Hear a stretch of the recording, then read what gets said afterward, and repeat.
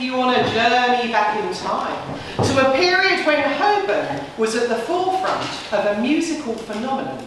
It transformed London's nightlife and set a pattern for popular music that survives to this day. Taking its name from the places where it was performed, it was, and still is, known as Music Hall.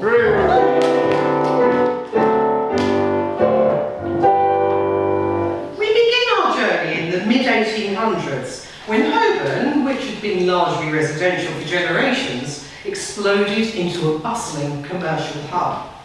Thousands of workers settled in the area, and as they looked for ways to spend their hard-earned cash, a thriving nightlife scene sprang up. Capitalising on a craze for dancing the polka, the National Assembly Rooms opened on High Holborn, and the Town Hall held Cinderella balls, so-called because they ended at midnight. The new Royal Amphitheatre and the Theatre Royal on High Holborn entertained audiences with legitimate theatre, and at the other end of the scale, opulent gin palaces offered an alcohol-induced escape from life's daily grind. Into Holborn's nighttime setting entered a man named Edward Weston, who, in November 1857, opened a music hall on a former pub site at 242 High Holborn. Named after its creator, Weston's was a veritable palace of entertainment, its 100-foot-long auditorium embellished with gilded plasterwork that glinted in the light of 5 magnificent chandeliers. The building cost Edward Weston a small fortune to construct, but, like all speculators, he was confident of its success. It offered warm, comfortable, opulent surroundings where, for an affordable price, you could eat, drink and smoke in comfort. Secondly, it offered a diversity of entertainment that wouldn't look out of place on an episode of Britain's Got Talent. The hall's ever-changing roster included acrobats performing death-defying feats of agility, graceful troupes of ballet dancers, ingenious magicians, and a whole raft of novelty acts, all introduced by a gavel-wielding master of ceremonies, similar to a circus ringmaster, whose job it was to maintain order both on stage and in the auditorium. Variety was the spice of music hall life, and if you didn't like a particular act, you knew the next one would be on before you'd finished your pint. In an era deprived of distractions like television, the cinema and the internet, music halls were the one place that offered mass-market amusement, whatever the day, whatever the weather, and their most popular acts by far were the singers. The earliest music hall songs took inspiration from folk music that had been performed, often unaccompanied, in tavern taprooms for centuries. However, at the same time as Edward Weston opened his new emporium, an air of theatricality began to permeate the folk scene. Some singers began to perform in character, with costumes to match, and the words of old songs were altered to make them funnier or more relevant. One of the most successful performers from the era, who almost certainly would have made an appearance at Edward Weston's music hall, was an actor named Sam Cowell.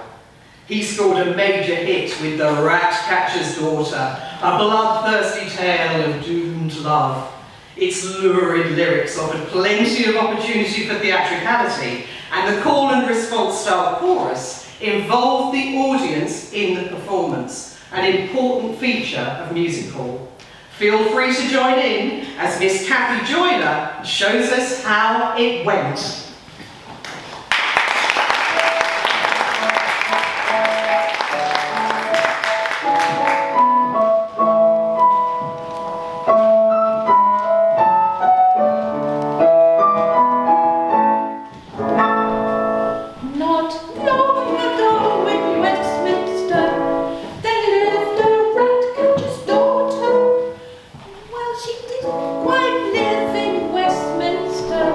She lived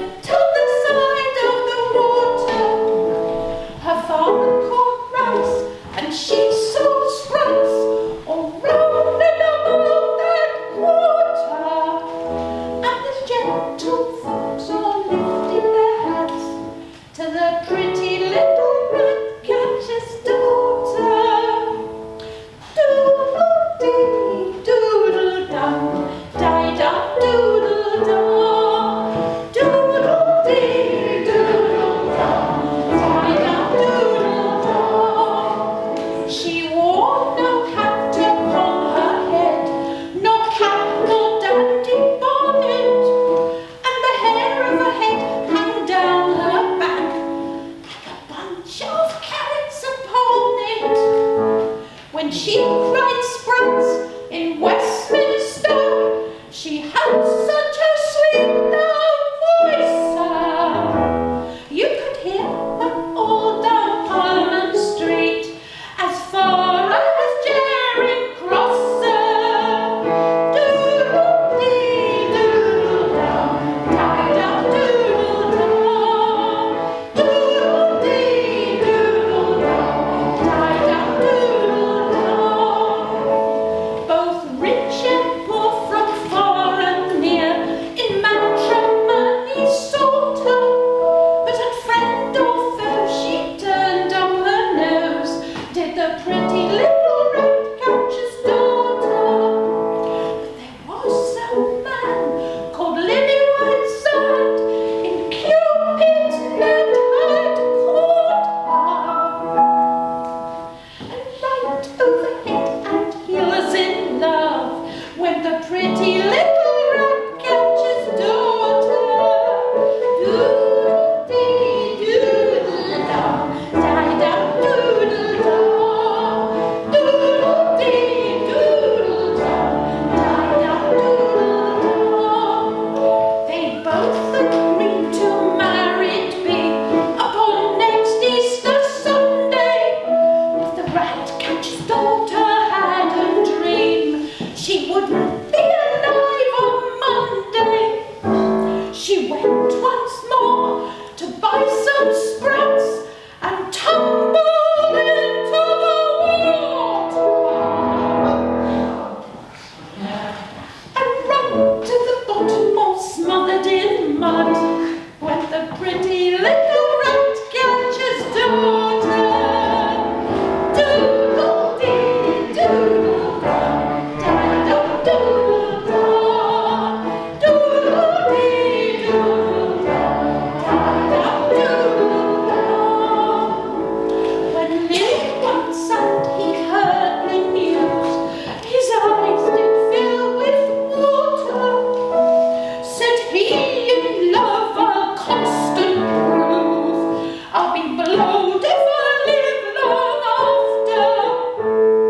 So he cut his throat with a pane of glass and stabbed his donkey after.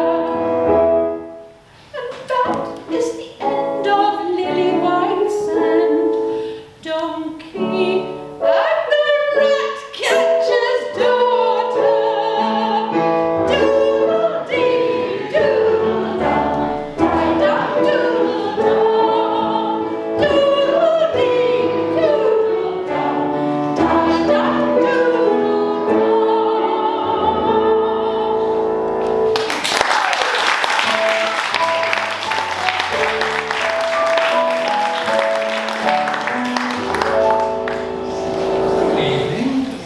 Good evening and welcome, and I'm going to talk to you about the Holborn highlight. Rising incomes and new fashions in 1850s Holborn gave rise to a new type of character on London's streets. The dandy young men known as swells, upper-class young toffs, swaggering about, often in groups, making the very most of the new exciting options in town, escapades, and generally men behaving badly. But this nighttime fun was not only for the rich. The wealthy and glamorous new image of the swell was aspirational and highly appealing to men of lower ranks too.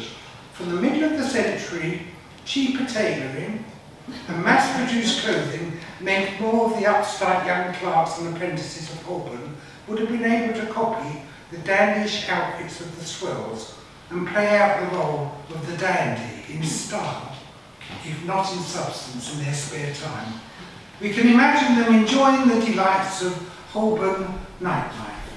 So London's new music halls were places where fun was made of recognisable types, and quickly the swells were parodied on stage as characters that became known as lions comiques.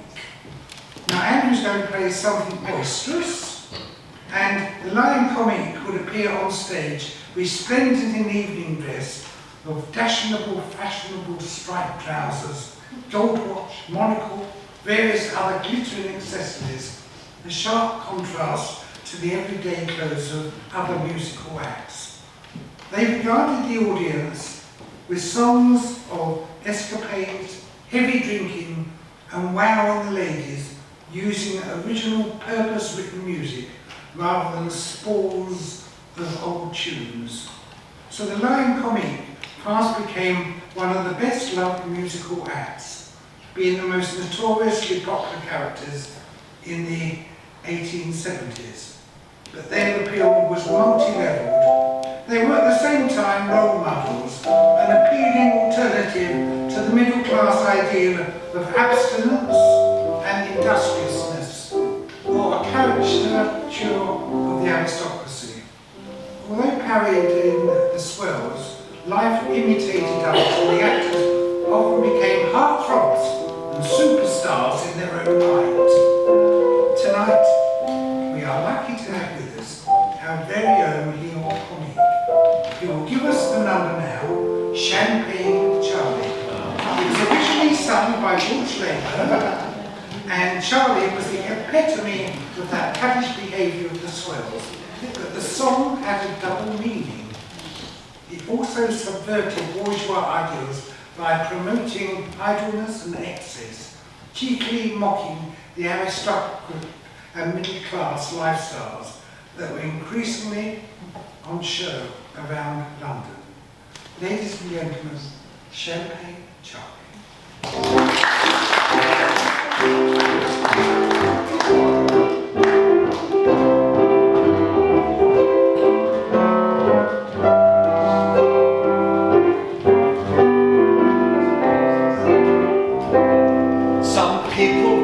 Funny drinks, and down by the pail, like coffee, cocoa, tea and milk, and even Adam's ale. For my part, they can keep the lot. I never would complain. I never touch the bloomin' stuff. I make them drink champagne, for Champagne Charlie is my name. Champagne drinking is my game. Fizz, fizz, fizz, I'll drink every drop there is. All around town it is the same. By pop, pop, pop, I rose to fame.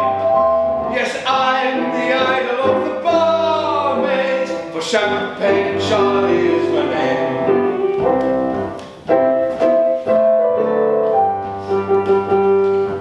I earned my famous title for a hobby which I've got, of never letting others pay, however long the shot. Whoever drinks at my expense has no need to complain. For everyone I treat alike, I make them drink champagne. For Champagne Charlie is my name. Champagne drinking is my game.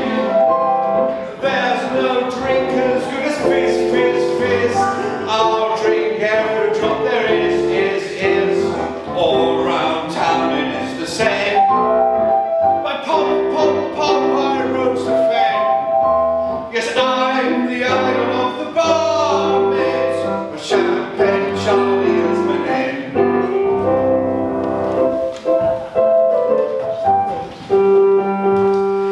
Perhaps you think that what I say is just a bit of chaff, and only put into this song to raise a little laugh, to prove that I'm not jesting and the sort of man I am. I'm going to stand champagne all round and stand it like one lamb. For Champagne Charlie is my name. Champagne drinking is my game. There's no drink as good as fizz, fizz, fizz. I'll drink every drop there is. All around town it is the same. By pop, pop, pop, I rose to fame. Yes, I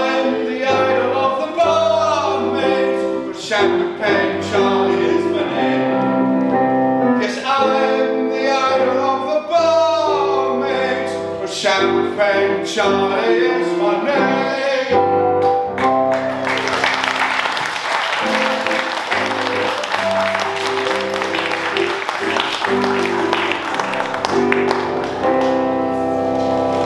By the second half of the 19th century, Holborn was at the height of a commercial boom that brought more wealth but also greater poverty and deprivation. A constant flow of people moved into the area, but the work they found was often precarious and badly paid.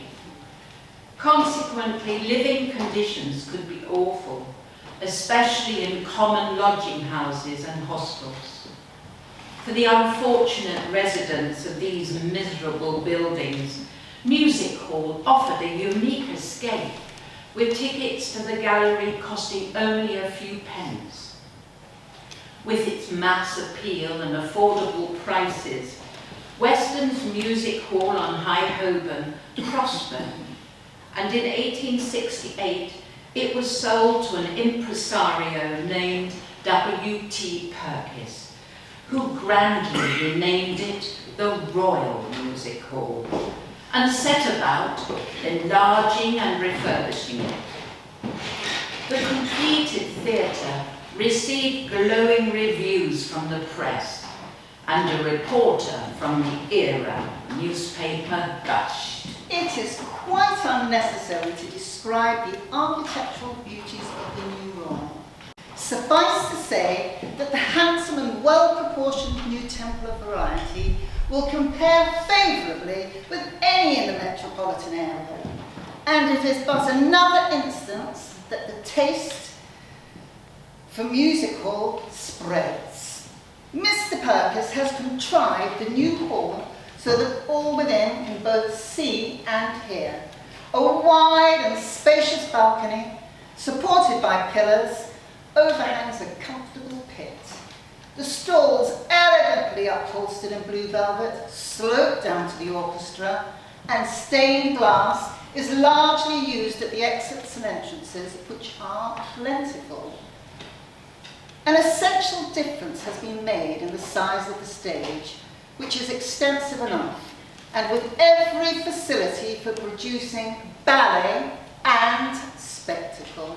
Oh. Amidst the deprivation in the area, the opulence of the new Royal Music Hall was needed in Holborn more than ever before. From the outset, Music Hall had held a mirror up to society, reflecting its flaws and eccentricities.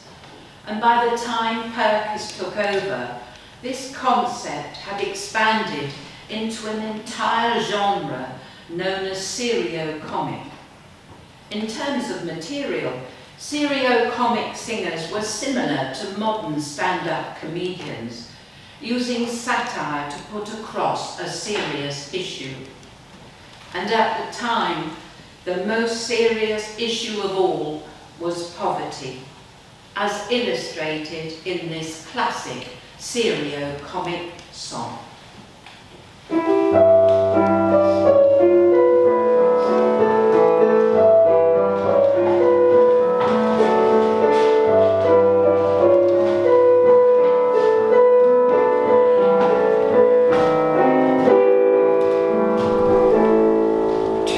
Today I've been busy removing, and I'm all over fidgety fitch.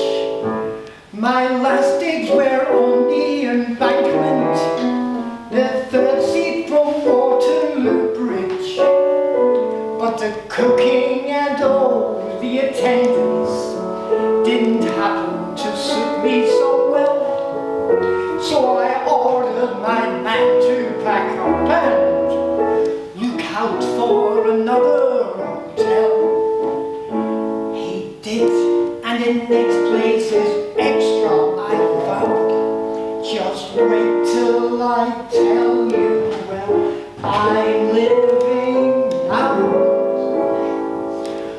I live in Trafalgar Square with 4 lions to guard me, fountains and statues all over the and the metropole staring me right in the face. I'll own it's a trifle drafty when I look at this window. If it's good enough for Nelson, it's quite good enough for me. Spare some change, lady. Give us a few bob for an old soldier. The beds ain't as soft as they could be. Still the temperature's never too high. And it's nice to see swells who are passing look on you with the envious eye. And then when you wake in the morning, just fancy how good it would be to have a brisk walk for your breakfast and the same for your dinner and tea. There's many a swell up in Park Lane tonight who would only be glad to have my appetite. I live in Trafalgar Square with 4 lines to guard me, fountains and statues all over the place, and the metropole staring me right in the face.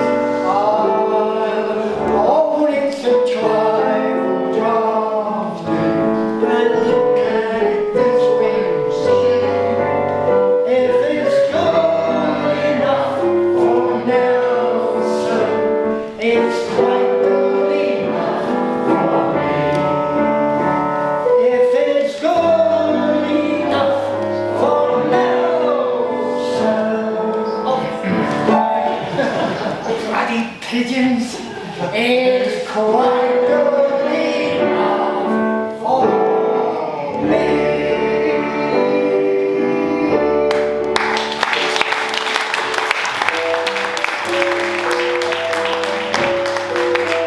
Era progressed, Holborn's map changed dramatically. Developers drove new streets through the crowded rookeries of Holborn. The broad new thoroughfares of New Oxford Street, Holborn Viaduct and Kingsway may have brought improved transport and utilities, but they also caused constant disruption for Holborn's residents. Time and again, people were forced to move home, sometimes, if they were lucky, to purpose-built tenements, many of which survive to this day near Drury Lane. However, displaced families were more often forced to crowd into tightly packed and dilapidated slums. Interestingly, the ever-widening gap between rich and poor was reflected in theatres. For example, the new Royal Music Hall on High Holborn offered luxurious and expensive boxes for the rich, adequate seats in the stalls, and cheap but crowded and uncomfortable benches high up in the gallery. Nevertheless, music halls remained unique in the fact that people came together and sang the same songs, regardless of their station in life. We know, for example, that regular fans of the halls included Charles Dickens, George Bernard Shaw, and T.S. Eliot. But for most, the opulence of the halls was a much-needed escape from Holborn's dank and dingy dwellings, particularly while homes were being torn down to make way for the modern streets that we know today. As the supply of affordable housing dried up, rents began to rise, and the moonlight flit became depressingly common as impoverished tenants escaped from the dreaded rent collector. Their predicament was explored in what has become one of the most famous of all music hall songs.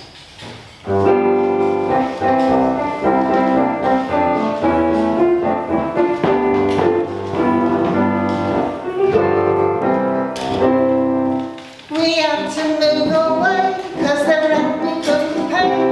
The moving van came round just after dark. There was me and my old man shoving things inside the van, which we'd often done before, let me remark.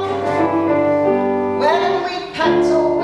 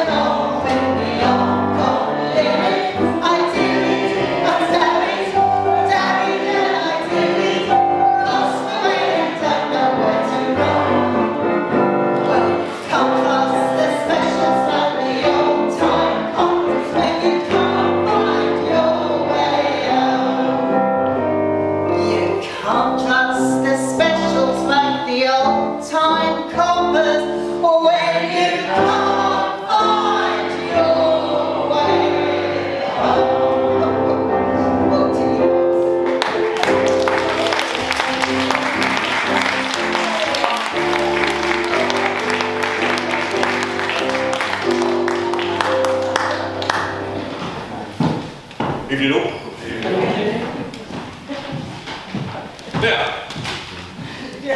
parts of Holborn were notorious for crime, particularly in the many slum areas.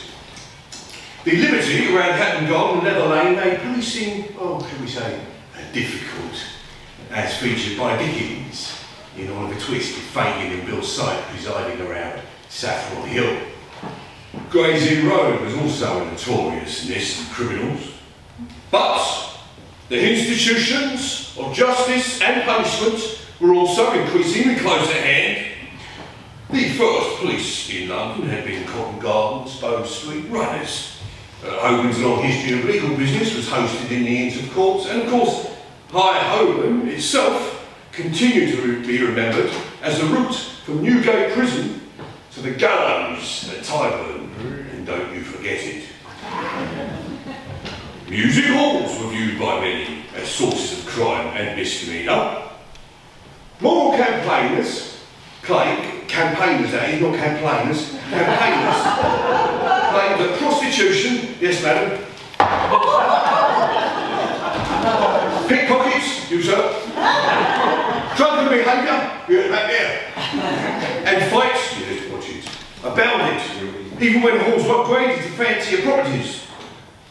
There were constant efforts to improve their reputation, both in terms of building regulations and immoral behaviour. But as ever, music halls merely reflected and parodied real life. Authorities, government inspectors and police in particular were viewed with fear and suspicion by many residents, and therefore were also routinely mocked. Yes, watch it. With various forms of misbehaviour and law breaking being sung about to comic effect. In fact, here's a bit of a shifty character coming along here.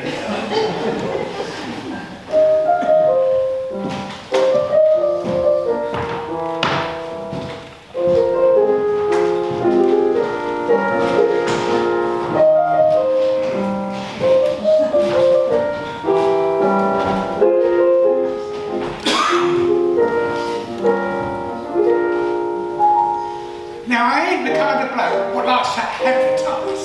But they advertise in papers every day. And it's not that I'm backwards, rather otherwise.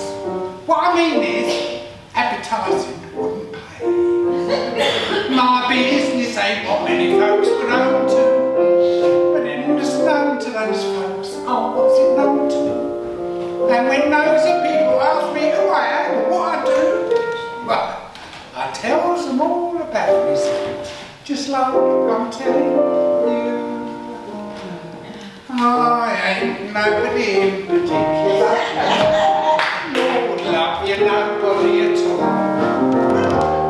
I don't want my name on everybody's mouth, or yet plastered up on every wall. I don't want to attract a lot of attention. Well, it wouldn't be any benefit to me. So if you want to know what my business is, my particular business is to keep all my business to myself.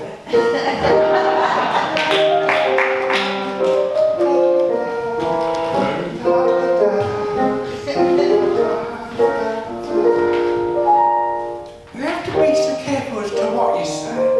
I know I'm okay with you. And if you promise not to go and give the game away, I'll tell you who I am and what I do. Though the police do not know too much about me, as it is, they get on very well without me. But if they wonder what my game was, they'd be on me like a bird, because I'm up. But it's still there. I'm the bird. I ain't nobody in particular. Lord love you, nobody at all. I don't want my name on everybody's mouth,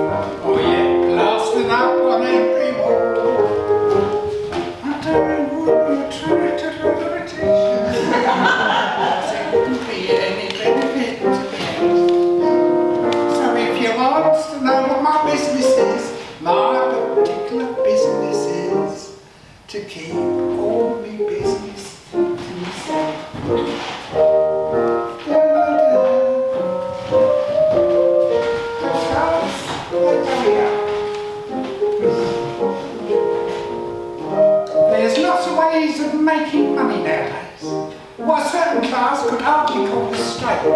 There's lots of folk who make a bit in other ways, then pass the plate on someone round the plate.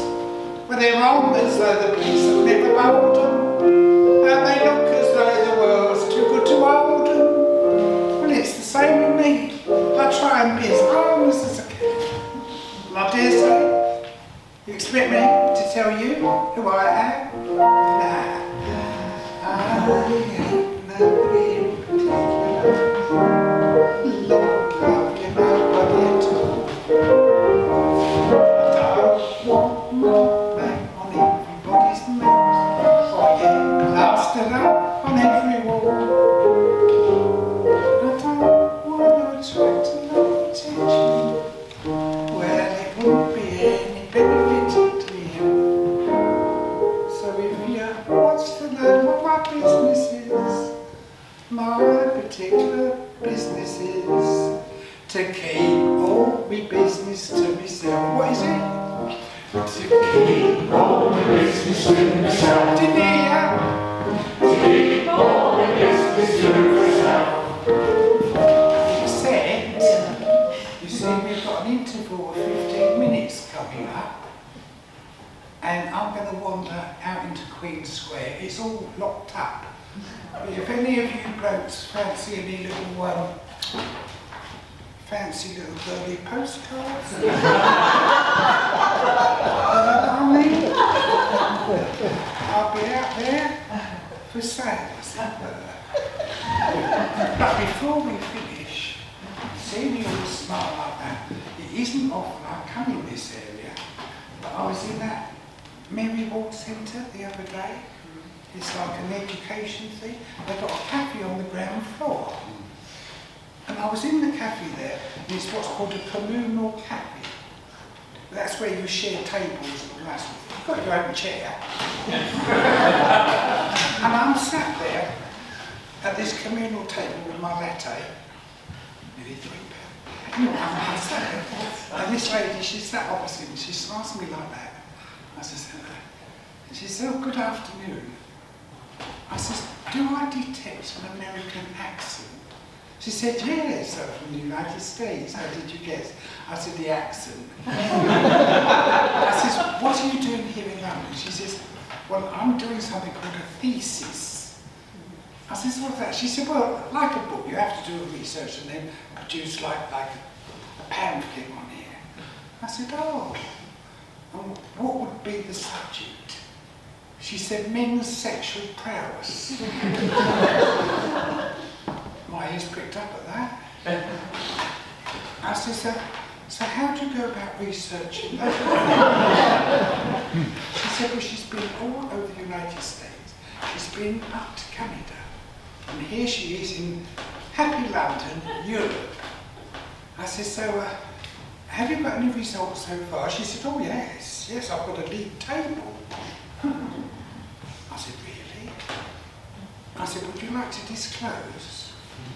She says, well, second to top of the league are members of the Jewish faith. The top of the league is the indigenous North American Indian. I said, oh, I'm sorry, I've sat here and I've been ever so rude. I haven't introduced myself. My name is Hiawatha Rosenberg.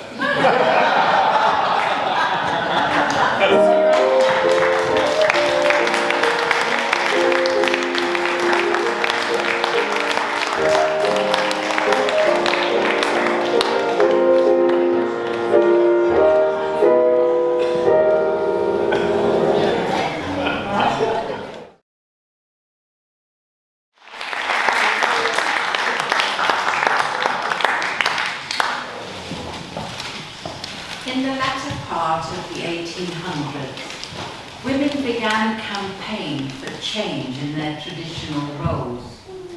As always, music halls reflected this, and some of the greatest female stars appeared at the Royal Music Hall at Holborn.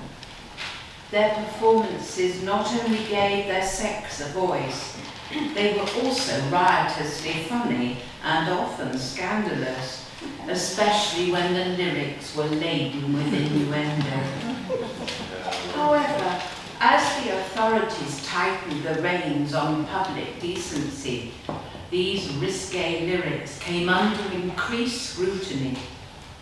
Leading the charge was Laura Ormiston Chant, the Mary Whitehouse of her day, who claimed that saucy female performers attracted a male audience, which in turn attracted prostitutes. And in 1895, she succeeded in persuading the London County Council to withdraw the liquor licences of any music hall deemed to be offending public decency. This was taken as a declaration of war, and the music hall's commander-in-chief was their greatest female star, Mary Lloyd. After being singled out by Mrs. Ormiston Chant, Mary was summoned to perform her apparently filthy songs in front of a committee, but instead of being contrite, she went on a full-scale attack. To prove that any charge of obscenity had nothing to do with lyrics, she sang some of her most famous choruses without putting any sort of character into them. The committee were forced to admit that there was nothing amiss. Then, to prove that rudeness was all in the mind, Mary performed Alfred Tennyson's Come Into the Garden Walk, incorporating winks and nudges to illustrate innuendo where none had been intended. She had put her point across brilliantly. In return for her immense talent, generosity, and verve, Mary Lloyd was crowned Queen of the Hall, and many of her songs are still loved and remembered today.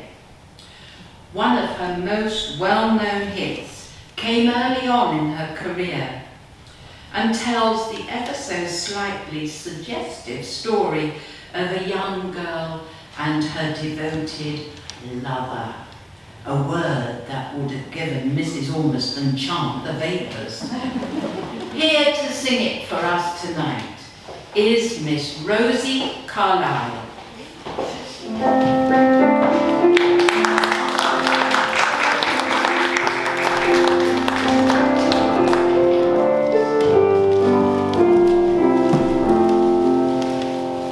I'm a young girl who has just come over from their country where they do things big.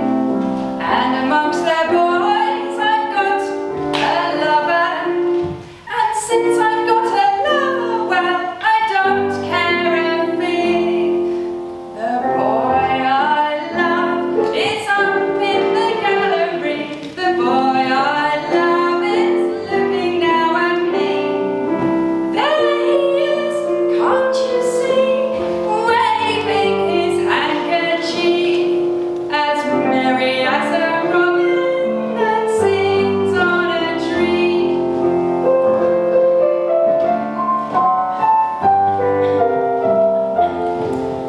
Now the boy that I love, they call him a cobbler, but he's not a cobbler, allow me to state. For Johnny is a tradesman, and he works in the borough, where they saw and heal there whilst you wait. The boy I love is up in the gallery. The boy I love is looking now at me. There he is, can't you see, waving his handkerchief, as merry as a robin that sings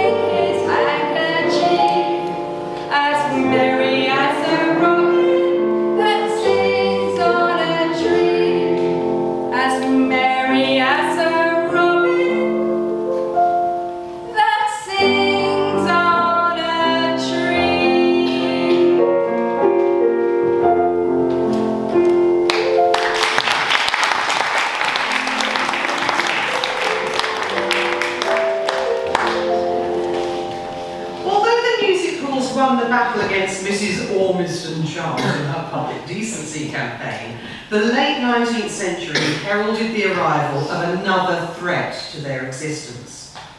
By this period, the hall's popularity often resulted in them becoming dangerously full, and several fatal fires led to new design regulations that were impossibly expensive for many music hall owners. At Holborn, the Royal Music Hall, which had subtly changed its name to the Royal Theatre of Varieties in 1892, was sold to an impresario named Walter Gibbons, who employed the legendary theatre architect Frank Matcham to completely redesign the Holborn Theatre's interior at a whopping cost of £30,000, the equivalent of about £2.5 million today. Everything except the frontage was demolished, and in January 1906, the new theatre opened as the Holborn Empire. To pay for this, Gibbons adopted a business model that was simultaneously introduced in music halls across the land. Increase the number of performances, but don't increase the crew and cast's wages. This naturally went down like a ton of bricks with the artistes, and matters finally came to a head on the 21st of January 1907, when performers and staff working at all Walter Gibbons theatres, including the Holborn Empire, walked out. The Daily News reported, amazing and extraordinary scenes were witnessed in London music halls last night. At 6 of the leading places of entertainment, controlled by the Walter Gibbons Syndicate, artistes from the stars downwards refused to go on. The orchestra refused to play, and the stagehands threw up their work. They were acting under instructions from the National Federation of Music Hall Artists and Employees, which called its members out owing to the action of Mr. Walter Gibbons in breaking an agreement in which he had conceded to the Federation's terms of employment. the strike spread quickly across London and lasted for 2 long weeks as the Artistes Federation and management struggled to reach an agreement. During this time, the hall's major stars helped keep the strike on the front page of the newspapers by performing on picket lines and donating to the strike fund. Mari Lloyd explained, "We, the stars, can dictate our own terms. We are fighting not for ourselves, but for the poorer members of the profession earning 30 shillings to £3 a week. For this, they have to do double terms, and now matinees have been added as well. These poor things have been compelled to submit to unfair terms of employment, and I mean to back up the Federation in whatever steps are taken." quite right, Mari. In an early victory for the labour movement, the music hall strike finally ended with management agreeing to a minimum wage and a maximum number of working hours for all Federation members. While the strike itself was a new phenomenon to music hall, tension between the rich and poor was not, and class differences had long been a topic for comedy. We saw this with Champagne Charlie in the early days, and in the 1890s, songs were still being used to poke fun at the wealthy upper classes. We'll now be introduced to Ginger, a terribly well-to-do army captain whose antics might not be quite so well regarded.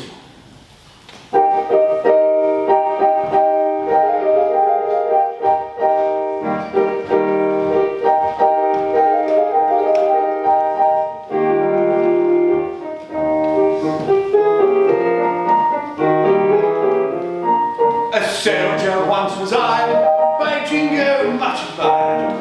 The army lost the treasure on the day that I retired. They begged of me to leave, they asked me as a boon. They said they fired whiskers made the guns go off too soon. But Harry's peace or war, to me it's all the same. The ladies, bless them, mashing them has always been the game. Mashed them years ago, when I was in my prime. I'm known as Ginger, Captain Ginger, Ginger all the time. Ah, Ginger, Ginger, they all know Captain Ginger. jolly old pot, OT odd, 95 in the shape of what?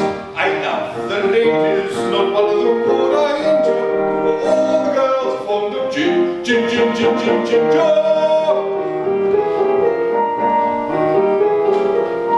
I've been in Ashland twice, and both were blazing hot. The first was in Limpopo land, and wounded there I got. When I recall it now, it hurts me peace of mind. I soon pulled my socks up and a spear stuck in behind. But action number 2 was quite a different sort. To tell the truth, it took place in a breach of promise court. Plaintiff told her tale. When she proved it true, the judge said, "You'll be thankful, miss, he didn't marry you." Ginger, Ginger, they all know Captain Ginger. Jolly old pot, OT odd, 95 in the shape of what? I love the ladies, not one of them would I injure. All the girls fond of gin, gin, gin, gin, gin, ginger.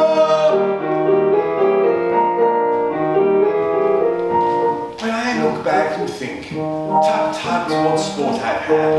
In certain quarters I'm afraid my reputation's bad. While strolling through the park, or riding in the road, I'm bound to merely be polite to ladies whom I know. My countess, how do you do? I knew her as a girl. She sang in comic opera long before she met the Earl. Why, there's the Duchess. I almost made a folk. We never speak as we pass by, it might upset the Duke. Ginger, Ginger, they all know Captain Ginger. Jolly old pot, OT odd, 95 in the shape of what? I love the ladies, not one of them would I injure.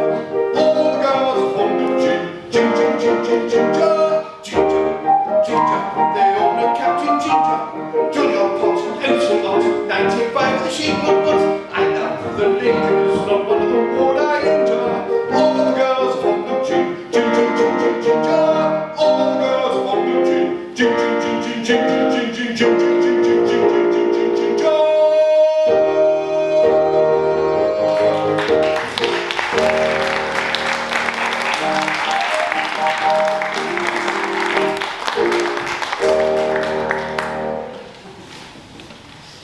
The outbreak of World War I in August 1914 boosted patriotism across Holborn and far beyond, but it had a devastating effect on London's music halls. Firstly, civilian recruitment into the army led to a shortage of young men both on stage and off. Secondly, public anxiety at the onset of war led to a marked drop in audience numbers. Concerned that many performers and stage crews would become destitute, the theatrical newspaper The Era set up a war distress fund. It was enthusiastically backed by the public, but with audience numbers low and performances cancelled, music hall artists turned their energies to helping the war effort.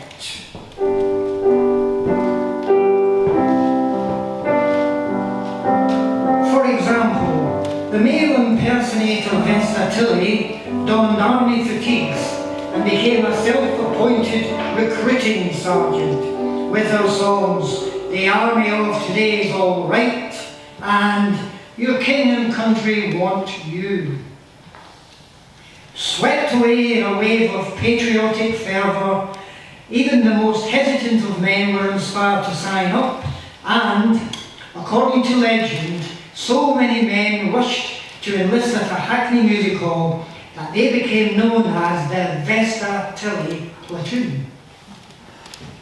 As the First World War progressed, music halls became places in which people could come together to find comfort and strength, and gradually audiences returned. As always, the songs performed at the halls reflected the public mood. Hopeful compositions such as "Keep the Home Fires Burning" were hits with civilians, but the soldiers preferred songs that contained a certain amount of sardonic humour. The best remembered of these is Pack Up Your Troubles, which became a huge hit for the music hall star Florrie Ford. Here is Miss Fiona Slater to remind us of how it goes.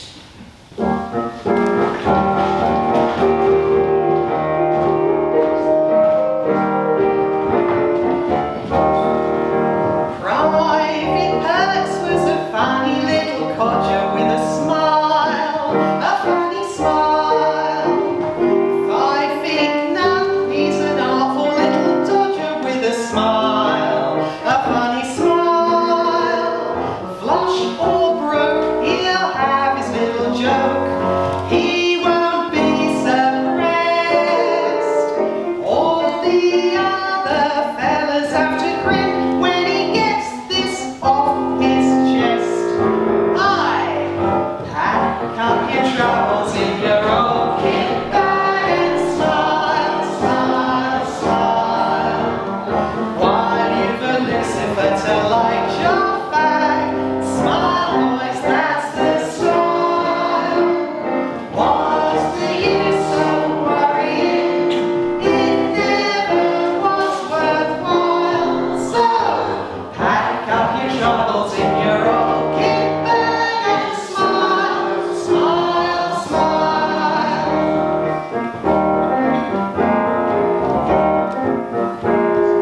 Private Perks came marching into Flanders with a smile, a funny smile. He was loved by privates and commanders for his smile, his funny smile. When a throng of soldiers came along with a mighty swing, Perks yelled out, "This little bunch is mine. Keep your heads down, boys, and sing." Pack up your troubles in your old kit bag and smile, smile, smile. While you've the Lucifer to light your fag, smile boys, that's the style. What's the use of worrying? It never was worthwhile. So pack up your troubles in your old kit bag and smile, smile, smile.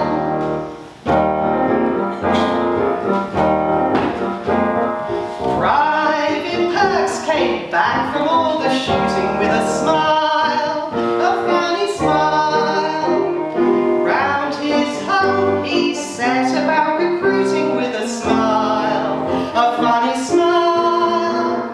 He told all his pals, the short, the tall, what a time he'd had. And when each enlisted like a man, Private Perks said, "Now, my lad, all together now, pack up your troubles in your old kit bag and smile, smile, smile. While you've a Lucifer to light your fag, smile boys, that's the style. What's the use of worrying? It never was worthwhile. So pack up your troubles in your old kit bag and smile, smile, smile.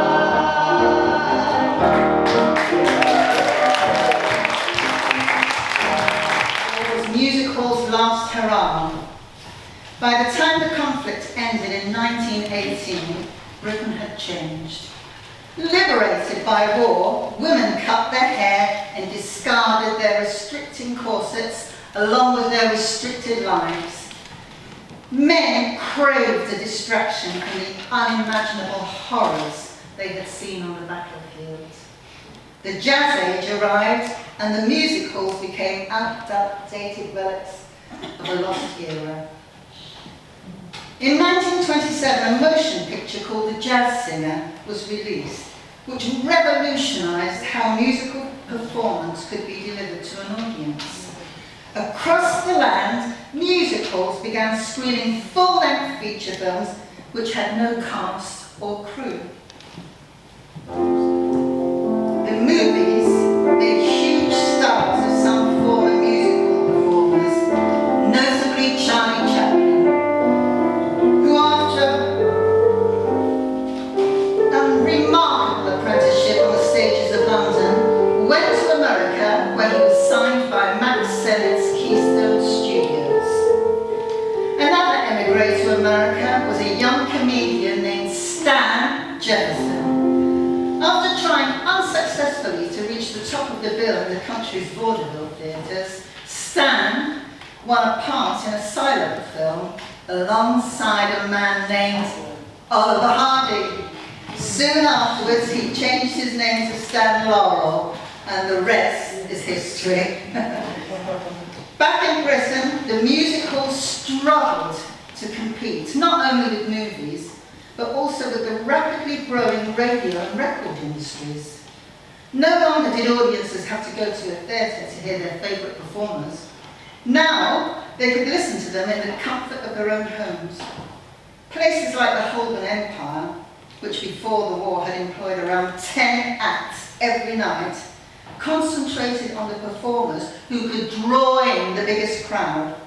Thus, the star system emerged, where a carefully crafted image on both stage and screen was created for a select handful of artistes. The rewards were great for the chosen few, but it became virtually impossible for new acts with tiny budgets to compete. The opportunity for performers to work their way up the bill by tirelessly touring the country's theatres, it became a thing of the past. Although music hall was in its death throes, many stars of the interwar years owed a great deal to the genre.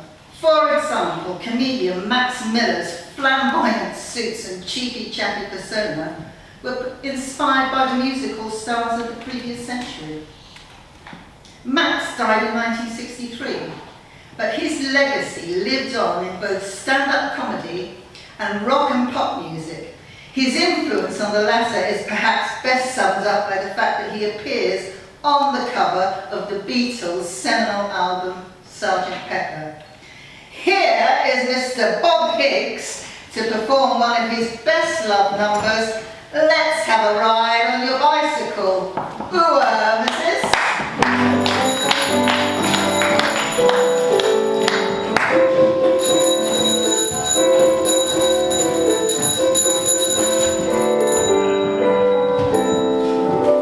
When I was a lad, I was bicycle mad. I could dodge in between motor cars and make no mistake. I could put on my brakes without touching my handlebars. Now I've given up cycling, go hiking instead, to a girl on a bike in the country I said. Let's have a ride on your bicycle. Let's have a ride on your bike. She was under a tree. I think that girl took a fancy to me, as she said to me as she sat down. Tell me, what would you like? I said, my dear, if there's nobody near, I'd like a ride on your bike. Well, I had a ride on a bicycle. I had a ride on a bike. After the ride, I began to perspire. It wasn't the ride, I'd been pumping her tire. She said to me as she went away, Come back whenever you like. I won't tell my husband when I get home that you had a ride on my bike. now old Farmer Green is a good old has-been. Of children he must have a score. Of wives he's had 3, now his party says he, but he still keeps that walk from the door. I says, you've got all these kids, I can't get none. Then I whispered to him when I asked, how's it done? He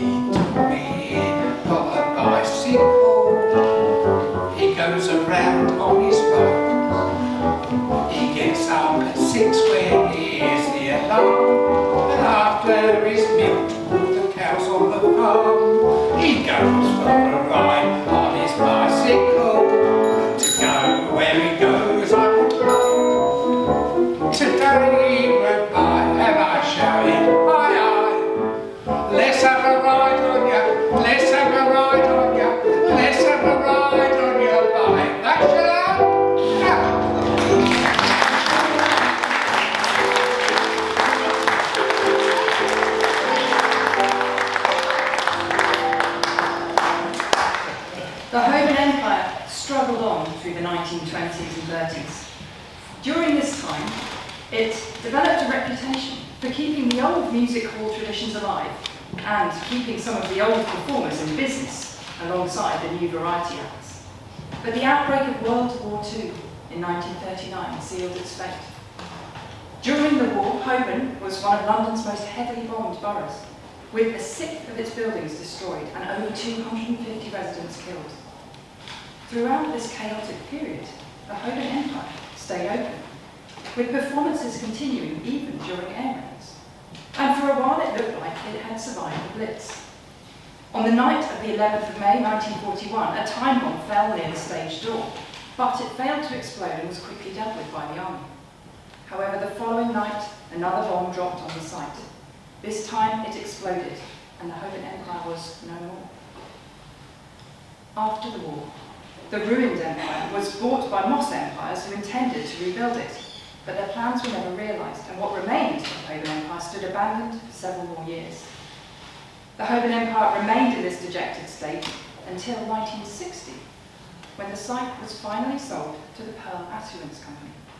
They razed what was left of the building to the ground, replacing it with an uninspiring office block. Today, the site is a branch of Waitrose, and the shoppers who wander through its aisles have no idea that they're walking in the footsteps of Victorian London's greatest stars. As the Holborn Empire passes out of living memory, so too does the musical genre that made the theatre what it was.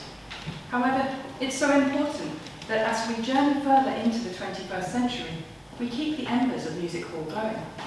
Its songs and colourful characters can tell us a great deal about our ancestors and the things that made them tick. Music halls too precious to be consigned to the dustbin of history. To end, we are going to return to the dark days of the Second World War, about a year before the Holborn Empire met its fate. The actor and playwright Noel Coward is sitting on a platform at Paddington Station, watching people go about their business, completely unfazed by the bomb detritus scattered about them. Suddenly, just as the actor Sam Cowell did at the beginning of our story, Coward recalls the melody of an old English folk song.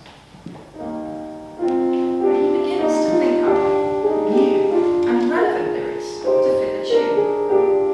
The result is a song that is a poignant anthem for London and Londoners, whatever era they happen to be living in.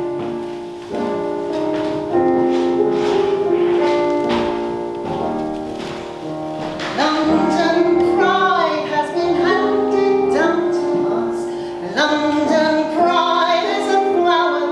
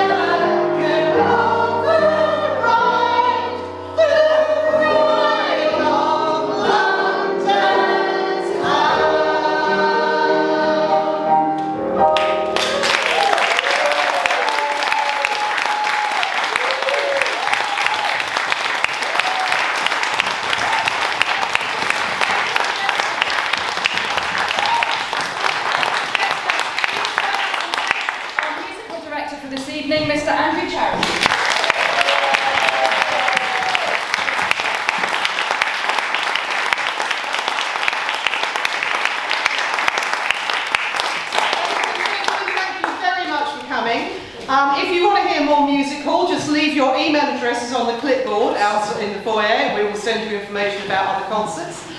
We have been the Good Companions. Have a brilliant evening.